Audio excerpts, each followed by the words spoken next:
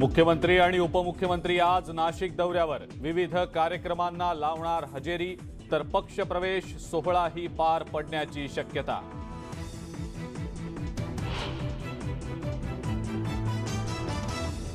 श्रीकृष्णाने अर्जुनाला जिहाद शिकवला, माजी केंद्रीय गृहमंत्री शिवराज पाटील चाकूरकर यांचं वादग्रस्त वक्तव्य।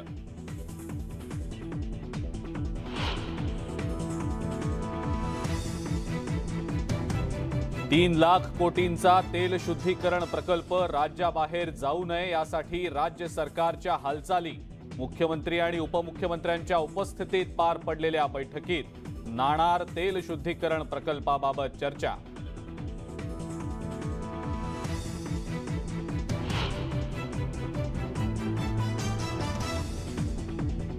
एसटीच्या तिकिटामध्ये आजपासून हंगामी दरवाढ लागू।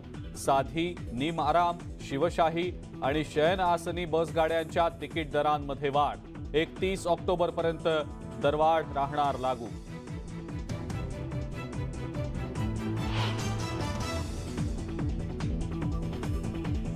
आज भारतीय शहीद पोलीस स्मृती दिन। नायगाव पोलीस मैदानावर मुख्यमंत्री आणि उपमुख्यमंत्र्यांनी वाहिली शहीदांना आदरांजली।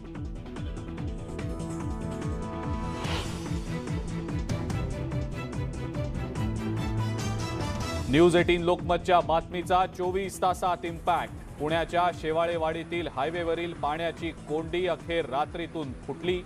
सोलापूर हायवेवर तुंबलेल्या पाण्याचा अखेर निचरा।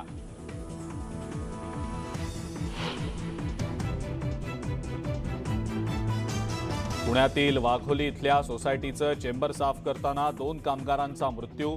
आत अडकलेल्या आणखी एका कामगाराचा शोध सुरू।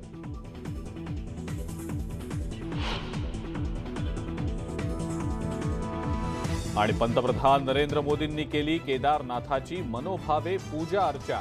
विविध प्रकल्पांचंही पंतप्रधान करणार उद्घाटन।